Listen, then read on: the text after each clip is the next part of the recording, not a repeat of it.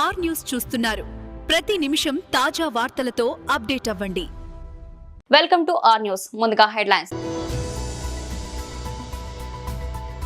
కూల్చివేతల కారణంగా ఇల్లు కోల్పోయిన వారిని పరామర్శించిన BRS working president KTR. Musi river front project వల్ల నిర్వాసితులైన కుటుంబాలను రాష్ట్ర అధ్యక్షుడు శ్రీ ఎన్ రామచంద్రరావు పరామర్శించారు.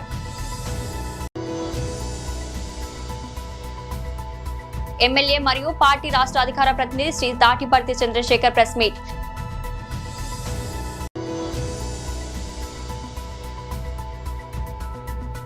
తెలంగాణలో 45 మంది ఐఏఎస్ల బదిలీ.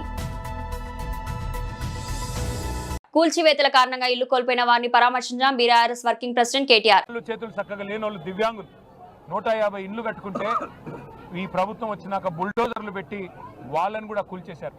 లగచర్లలో గిరిజనుల భూములు లాక్కున్నారు. ఇదేనా ఇందిరమ్మ రాజ్యం అంటే? గిరిజనుల భూములు లాక్కోవడం, గిరిజనుల మాన ప్రాణాలకు హాని తలపెట్టడం, వారికి గౌరవం లేకుండా చేయడం, దళితులను ఇబ్బంది పెట్టడం, బలహీన వర్గాలను ఇబ్బంది పెట్టడం, చివరికి దివ్యాంగుల ఇండ్లు కూలగొట్టడం ఇందిరమ్మ రాజ్యం అంటే? మొత్తం విధ్వంసమే తప్ప ఎక్కడన్నా నిర్మాణం జరిగిందా? ఆలోచించండి.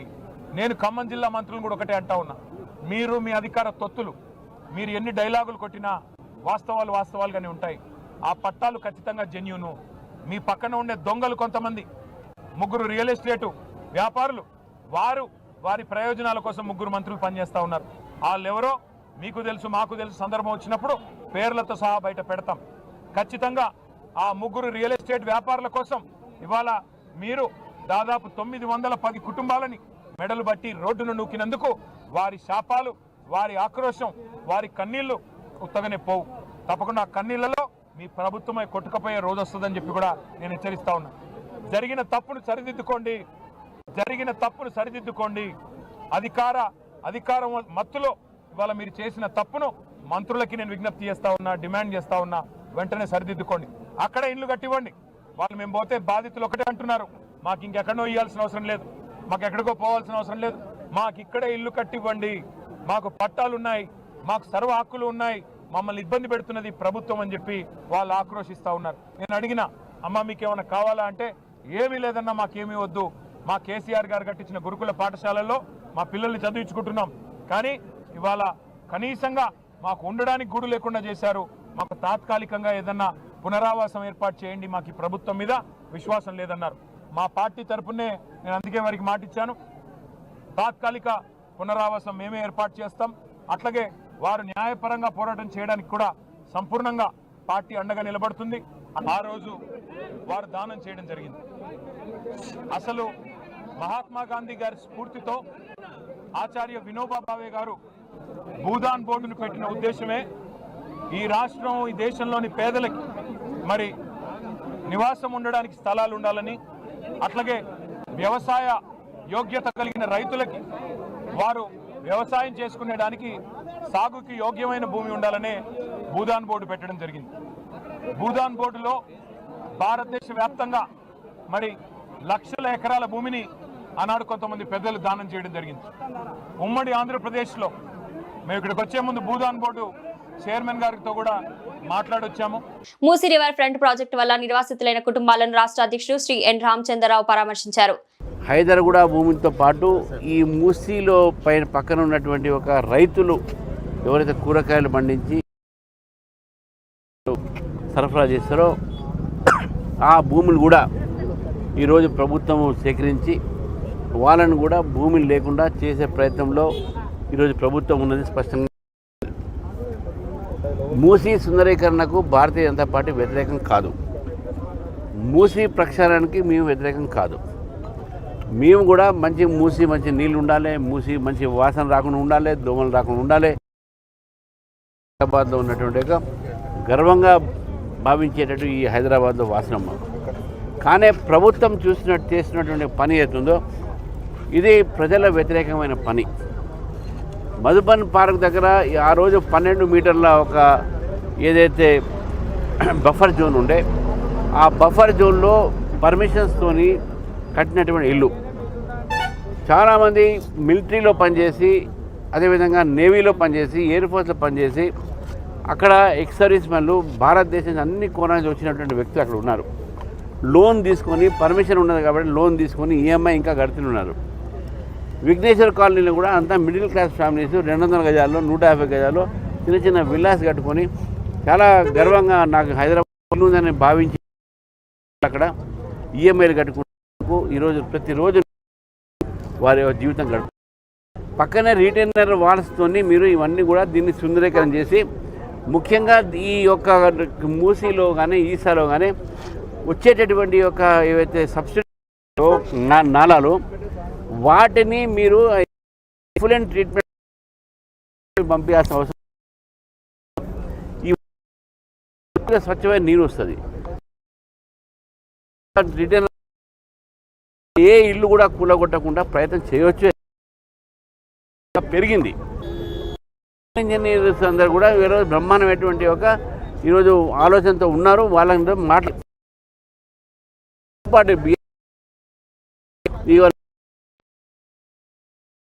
కూడతాము, ఫ్లాట్ ఇలా నిర్వాసన చేస్తాము. మీరు కాంపన్సేషన్ ఇవ్వలేరు. ఎందుకంటే కాంపన్సేషన్ ప్రభుత్వం భూములు లేవు. మీరు అమ్ముకుంటున్నారు 150 కోట్లకు ఎకరం. వీళ్ళకి ఏమి ఇస్తారు కాంపన్సేషన్? ఎమ్మెల్యే మరియు పార్టీ అధికార ప్రతినిధి శ్రీ తాటిపర్తి చంద్రశేఖర్ ప్రెస్ మీట్. గుండుకి మోకాలికి సంబంధం లేనటువంటి మాటలు. లిఫ్ట్ ఇరిగేషన్ మీద సూటిగా అడిగినటువంటి ప్రశ్నలు. అయా మీరు రేవంత్ రెడ్డితో లాలూచి పడ్డారా చంద్రబాబు గారు? పక్క రాష్ట్రంతో మీకున్నటువంటి కేసులు కొట్టేయించుకోవటం కోసం మీరు ఈ రాయలసీమ ఎత్తిపోతల పథకాన్ని ఎత్తేసారా, ఉరిబిగించేశారా? ఈ స్కీమ్కి జీవితకాలం రాయలసీమ ప్రజల యొక్క భవిష్యత్తుని ఎరగా వేసి కరువుగా ఆ ప్రాంతాన్ని మార్చి మీ కేసులు కొట్టించేసుకోవడం కోసం బ్రీఫ్డ్ మీ బ్రదర్ తోటి బ్రీఫ్గా ఒప్పందాలు ఏమన్నా చీకట్లో చేసుకున్నారా అని అడిగాం. సమాధానం చెప్పాలి కదా. ఎందుకు ఎత్తిపోతల పథకాన్ని పక్కన పెట్టారో ఆపివేశారో చెప్పాలి కదా. పక్క రాష్ట్ర ముఖ్యమంత్రి ప్రెస్ మీట్లో చెప్పింది, అసెంబ్లీలో చెప్పింది కాదు అని ఖండించాలి కదా, లేదు అని చెప్పాలి కదా. మీ వైఖరి ఏంటో వివరించాలి కదా. శాసన మండలిలో చర్చించాలి కదా. సభలో క్లారిటీ ఇవ్వాలి కదా. మేము ఈ ప్రశ్నలు అడుగుతూ ఉంటే గాలి వీచును, మబ్బులు ఆకాశంలో కనపడుతున్నాయి, లేదా పిట్టలు రెట్టలు వేశాయి. ఈ ఆన్సర్లా మీరు చెప్పేది? విలువైనటువంటి సభా సమయాలను వృధా చేస్తూ పనికి మాలినటువంటి ప్రసంగాలతో కాలయాపన చేస్తూ రాష్ట్ర ప్రజల్ని పక్కదోవ పట్టించటానికి మైకుల్ని కట్ చేస్తూ మీరు మాట్లాడితే ఏమో మైకుల్లో మ్యాజిక్లు జరిగిపోతున్నాయి, మేం మాట్లాడితే ఏమో ఆగిపోతున్నాయి. గంటల కొద్దీ సభల్లో మైకులు ఆగిపోవడానికి కారణం కూడా మా మాటలు, మా గొంతులు నొక్కేయడమే అనేది రాష్ట్ర ప్రజలందరూ కూడా అర్థం చేసుకుంటున్నారు. ఏ ప్రయోజనాల కోసం మీరు చర్చించారు? ఏ స్వార్థ ప్రయోజనాల కోసం మీరు లాలూచి పడ్డారు? ఈ రాష్ట్ర భవిష్యత్తుని తాకట్టు పెట్టారు రేవంత్ రెడ్డి గారి దగ్గర. అది కదా అడుగుతుంది. వీళ్ళు చేసేటటువంటి కార్యక్రమాలకి, చెప్పేటటువంటి శ్రీరంగ నీతులకి సంబంధాలే ఉండవు. పగలేమో బీజేపీ తోటి పెళ్లి చేసుకుంటారు, ప్రజల ముందు వారితో బంధాలను బలపరుచుకున్నట్టుగా పగలు కనపడతారు, రాత్రేమో కాంగ్రెస్ తో హాట్ లైన్ చర్చలు జరుపుతూ ఉంటారు. ఈ హాట్ లైన్ మంత్రులు, ఈ హాట్ లైన్ ముఖ్యమంత్రి గారు ఒక చేతిలో మోడీ గారిని, ఇంకొక చేతిలో రాహుల్ గారిని. ఆంధ్రాలో ఏమో తెలుగుదేశానికి కాంగ్రెస్ కి బద్ధ విరోధులుగా, తెలంగాణలో మాత్రం రెండు ఒకే పార్టీలుగా. తెలంగాణ ప్రభుత్వ యంత్రాంగంలో భారీ మార్పులు చోటు చేసుకున్నాయి. పరిపాలనను మరింత వేగవంతంగా చేసే దిశగా రాష్ట్ర ప్రభుత్వం 45 మంది ఐఏఎస్ అధికారులను బదిలీ చేస్తూ కీలక నిర్ణయం తీసుకుంది. దీనికి సంబంధించి ప్రభుత్వ ప్రధాన కార్యదర్శి రామకృష్ణారావు ఉత్తర్వులు విడుదల చేశారు. ఈ బదిలీలో భాగంగా అత్యంత కీలకమైన సాధారణ పరిపాలనా శాఖ బాధ్యతలను రాహుల్ బొజ్జాకు అప్పగించారు. ఆయన జీఏడీ ముఖ్య కార్యదర్శిగా వ్యవహరిస్తూనే బీసీ సంక్షేమ శాఖ అదనపు బాధ్యతలను కూడా చూసుకోనున్నారు. సీనియర్ అధికారుల బాధ్యతల్లోనూ ప్రభుత్వం పలు మార్పులు చేసింది. పంచాయతీరాజ్ శాఖ ప్రత్యేక ప్రధాన కార్యదర్శిగా సంజయ్ కుమార్ ను, రెవెన్యూ మరియు విపత్తు నిర్వహణ శాఖ ప్రత్యేక ప్రధాన కార్యదర్శిగా దానకిషోర్ ను నియమించింది. ఆర్థిక మరియు ప్రణాళిక విభాగం కార్యదర్శిగా గౌరవ్ ఉప్పల్ బాధ్యతలు చేపట్టనుండగా దేవాలయాల పర్యవేక్షణ బాధ్యతను ఎం హనుమంతరావుకు దేవాదాయ శాఖ కమిషనర్ అప్పగించారు. ప్రజల సమస్యల పరిష్కార వేదిక ప్రజానవాణి రాష్ట్ర నోడల్ అధికారిగా డాక్టర్ దివ్యన్ నియమించడం గమనార్హం. కేవలం సచివాలయ స్థాయిలోనే కాకుండా జిల్లాల పాలనలో ప్రభుత్వం ప్రక్షాళన చేపట్టింది. పలు జిల్లాల కలెక్టర్ను మారుస్తూ తీసుకున్న నిర్ణయంలో భాగంగా యాదాద్రి భువనగిరి జిల్లా కొత్త కలెక్టర్ గా అనురాగ్ జయంతి నియమితులయ్యారు. ఈ భారీ బదిలీల ద్వారా పాలనలో కొత్త ఉత్తేజం తీసుకురావాలని ప్రభుత్వం భావిస్తుంది. తారా ఆర్ట్స్ అకాడమీ ఆధ్వర్యంలో మార్చి 28, 29 తేదీలో గోదావరిఖనిలో 2 రోజుల పాటు జాతీయ స్థాయి నృత్య పోటీలు, ఉగాది పురస్కారాలు, నల్లవజ్రం అవార్డ్స్ ఫంక్షన్ ఘనంగా నిర్వహించనున్నట్లు అకాడమీ వ్యవస్థాపక అధ్యక్షులు సంఖ్య రాజేష్, ఇఫ్టా జాతీయ సమితి నాయకులు కె స్వామి తెలిపారు. గోదావరిఖని ప్రెస్ క్లబ్ లో ఏర్పాటు చేసిన మీడియా సమావేశంలో వారు మాట్లాడారు. ఈ మీడియా సమావేశంలో కలోత్సవాల నిర్వహణ కమిటీ సభ్యులు దామెర శంకర్, మ్యాజిక్ రాజా, దయా నర్సింగ్, కనకం రమణయ్య, పి చంద్రపాల్ తదితరులు పాల్గొన్నారు.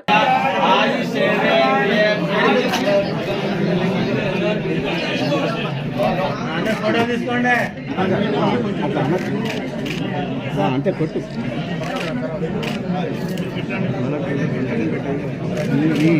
అంతే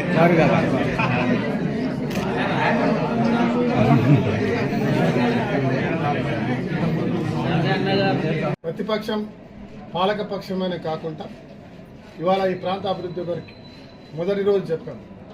అందరితో కలిసి ఈ ప్రాంతాన్ని అభివృద్ధి చేసే దిశగా మా కార్పొరేటర్స్, మేయర్ గారు, డిప్యూటీ మేయర్, ఒక దళిత నాయకుడిగా మహంకాళ స్వామి అయితే, ఒక బీసీ సామాజిక వర్గానికి సంబంధించిన సీనియర్ మరో నాయకులు పాతిపల్లి ఎల్లయ్య గారిని డిప్యూటీ మేయర్గా, మరి అదే మాదిరిగా ఇంకా అనేకమైన కమిటీలు, డెవలప్మెంట్ కమిటీలు ఉంటాయి.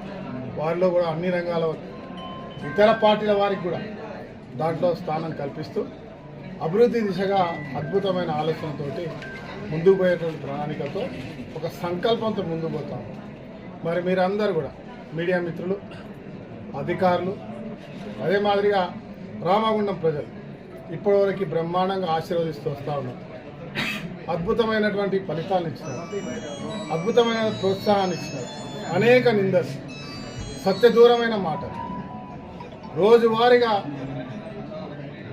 ఈ పాలనను చూసి 10 సంవత్సరాల అధికారం నుండి ఏం చేయలేని వాళ్ళు, గతంలో ఉండి కూడా ఏం చేయలేని వాళ్ళు, ముందు ఉండి కొందరు, వెనక ఉండి కొందరు, ఇవాళ సోషల్ మీడియా ద్వారా, అదే మాదిరిగా మీడియా ద్వారా అనేక రకాల నిందలు వేసినా కూడా వాటి అన్ని పటాపంచాలు చేస్తూ ఈ ప్రాంతంలో ఉన్న కార్మిక కుటుంబాలు, సింగరేణి కార్మిక కుటుంబాలు, ఎన్టీపీసీ కార్మిక కుటుంబాలు, ఈ ప్రాంతంలో చదువుకున్న వాళ్ళు, మేధావులు, మహిళా తల్లులు, మహిళా శక్తి, ఒక్కరని కాదు, పల్లె ప్రాంతాల్లో ఉన్నటువంటి ప్రతి ఒక్క రైతు కుటుంబాలు కూడా మమేకమై కాంగ్రెస్ పార్టీకి ఈ రాష్ట్రంలో చదువుకున్న నిరుద్యోగులకు ఉద్యోగాలు ఇస్తూ ఈ ప్రాంతాన్ని పునర్నిర్మాణం చేయాలని, అద్భుతంగా ఈ రాష్ట్రానికి ముందుకు పోతున్న ప్రభుత్వానికి తోడునివ్వాలని మరి ఆశీర్వదించి ఈరోజు అవకాశం కల్పిస్తున్నారు. అసెంబ్లీలో, పార్లమెంట్లో, ఎమ్మెల్సీలో, మళ్ళీ ఈరోజు పంచాయతీ తర్వాత మున్సిపల్. ఇదే మాదిరిగా మీ ఆశీర్వాదం నిరంతరం ఉండాలి. అద్భుతమైన అభివృద్ధి దిశగా మనం అందరం కలిసి ముందుకు పోదామని చెప్పి తెలియజేస్తూ మరొకసారి మహంకాళి స్వామికి మేయర్గా అందరితో మమేకమై ఎన్ని రోజులు ఏ రకంగా అయితే కార్యకర్తగా పనిచేస్తున్నాడో అదే కార్యకర్త కంటే ఇంకా తక్కువ కింది స్థాయికి వెళ్ళి పనిచేసే బాధ్యతను తీసుకుంటున్నందుకు వారికి శుభాకాంక్షలు. రామగుండం పారిశ్రామిక ప్రజలందరికీ కూడా ఒకటే కోరుతా ఉన్నాం, దయచేసి రామగుండాన్ని చెత్తరహిత ప్రాంతంగా, మంచి ఒక పట్టణ ప్రాంతంగా తీర్చిదిద్దాలంటే ఈ ప్రాంతంలో ఉన్న ప్రజలందరూ కూడా సహకరించవలసిన అవసరం ఉన్నది. మీ అందరి సహకారంతో, సింగరేణి సహకారంతో, ఎన్టీపీసీ సహకారంతో, ఆర్ఎఫ్సిఎల్ సహకారంతో ఈ ప్రాంతాన్ని అంతా కూడా బ్రహ్మాండంగా తీర్చిదిద్దే విషయంలో ప్రజలందరూ కూడా ఏకతాటిపైకి వచ్చి ఈ ప్రాంత అభివృద్ధిలో భాగస్వామ్యమే కాకుండా స్వచ్ఛ రామగుండంగా తీర్చిదిద్దేందుకు ప్రతి ఒక్కరు కూడా మాతో కలిసి రావాలని చెప్పేసి కోరుతా ఉన్నాం. రామగుండం మున్సిపల్ కార్పొరేషన్ మేయర్ గా ఎన్నికైన మహంకాళి స్వామి పదవి బాధ్యతలు స్వీకరించారు. ఈ మేరకు కార్పొరేషన్ కార్యాలయంలోని మేయర్ ఛాంబర్ ముందు వేద పండితులు మహంకాళి స్వామి దంపతుల చేత ప్రత్యేక పూజలు చేయించారు, ఆశీర్వచనాలు అందించారు. అనంతరం భగవంతుని పటంతో ఛాంబర్లోకి అడుగుపెట్టిన మహంకాళి స్వామి స్థానిక ఎమ్మెల్యే మక్కాన్ సింగ్ రాజ్ ఠాగూర్, ఆయన సతీమణి మనాలి ఠాగూర్, టీపీసీసీ ప్రధాన కార్యదర్శి శ్రీనిబాబు సమక్షంలో మేయర్ కుర్చీపై ఆసీనులయ్యారు. ఇన్ఛార్జ్ కమిషనర్ గా ఉన్న స్థానిక సంస్థల అదనపు కలెక్టర్ అరుణశ్రీ మేయర్ కు పారిశుద్ధ్య విభాగాన్ని సంబంధించిన ఫైల్ అందించగా రామగుండంను చెత్తరహిత ప్రాంతంగా తీర్చిదిద్దేందుకు రూపొందించిన ప్రణాళికలపై మహంకాళి స్వామి తొలి సంతకం చేశారు. మేయర్ గా పదవీ బాధ్యతలు స్వీకరించిన మహంకాళి స్వామి ఎమ్మెల్యే రాజ్ ఠాకూర్, కాంగ్రెస్ నాయకులు శ్రీనుబాబు తదితర ప్రముఖులతో పాటు కార్పొరేషన్ శాఖ అధికారులు, కాంగ్రెస్ పార్టీ శ్రేణులు, కార్యాలయ సిబ్బంది, అభిమానులు శుభాకాంక్షలు తెలియజేశారు. సంఖ్య రాజేష్, తారా ఆర్ట్స్ అకాడమీ, నేను స్వామి రావంపల్లి ప్రజానాట్య మండలి ఇప్టా నేషనల్ కౌన్సిల్, అట్లాగే దయా నర్సింగ్ సారథి కళాకారుడు, దానికి పెద్దపల్లి జిల్లా కన్వీనర్, అట్లాగే దామర శంకరన్న చాలా సీనియరు నటులు, దర్శకులు, మ్యాజిక్ రాజా మీకు తెలిసిందే మీ సభ్యుడు, అట్లాగే మ్యూజిషియన్, మంచి ఆర్టిస్టు, లాఫింగ్ క్లబ్, ఎన్నైనా చెప్పుకోవచ్చు రాజా గురించి. అట్లాగే కనకబ్రహ్మణ్య కళా సంఘాల సమాఖ్య ప్రధాన అధ్యక్షులు, తర్వాత చాలా మంది, అట్లాగే మంచి కళాకారులు. దీనికి సంబంధించి శంకర్ రాజేష్ ఈ ప్రెస్ క్లబ్ ప్రెస్ మీట్ యొక్క ఉద్దేశాన్ని వివరిస్తారు. ఇక్కడ అక్షర ఉజ్వల అక్షరాస్యత ఉద్యమంలో కూడా గాయకునిగా, నృత్యకారునిగా పనిచేశాడు. హైదరాబాద్ కేంద్రంగా తారా ఆర్ట్స్ అకాడమీని స్థాపించడం అనేది అభినందనీయమైన విషయం. హైదరాబాద్ కేంద్రంగా పనిచేస్తూ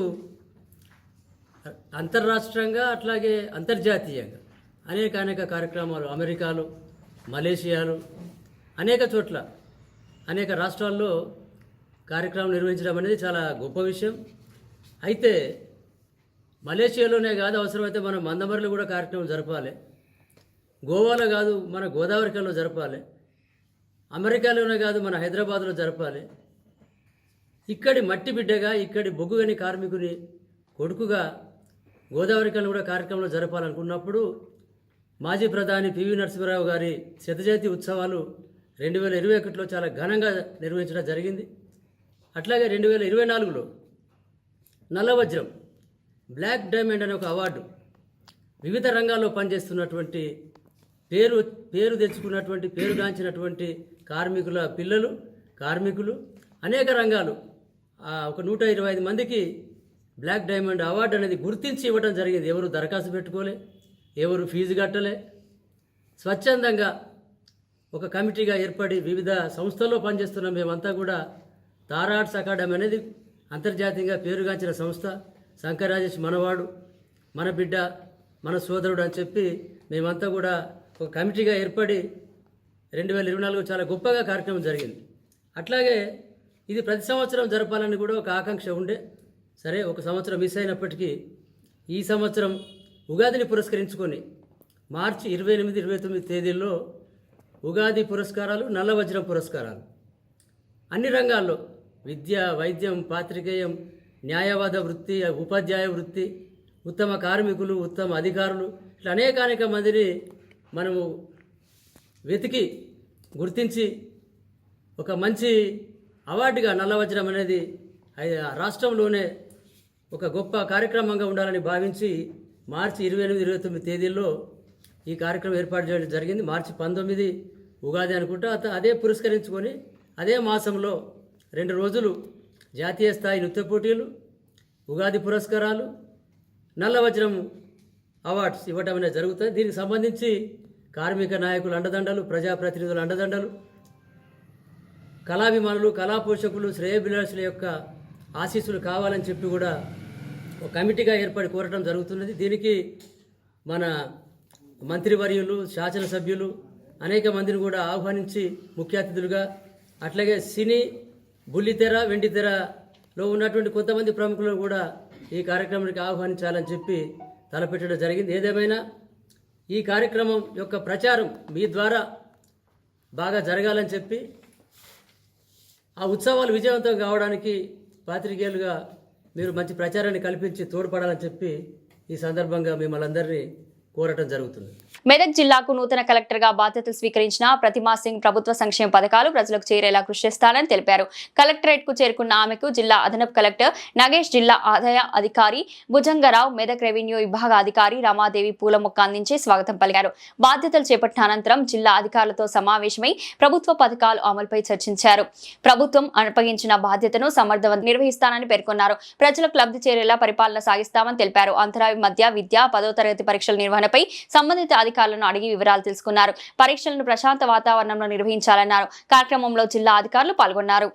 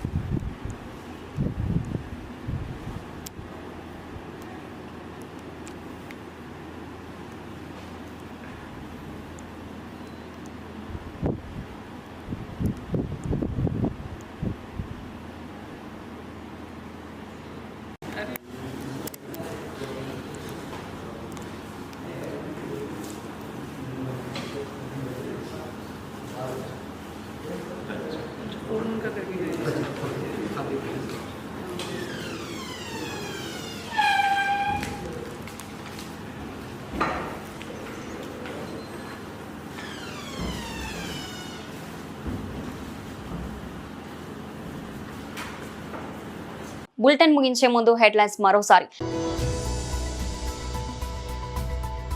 కూల్చివేతల కారణంగా ఇల్లు కోల్పోయిన వారిని పరామర్శించిన BRS working president KTR.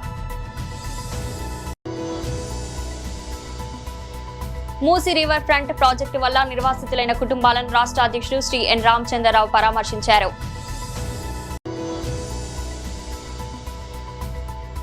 MLA మరియు పార్టీ రాష్ట్ర అధికార ప్రతినిధి శ్రీ తాటిపర్తి చంద్రశేఖర్ ప్రెస్ మీట్.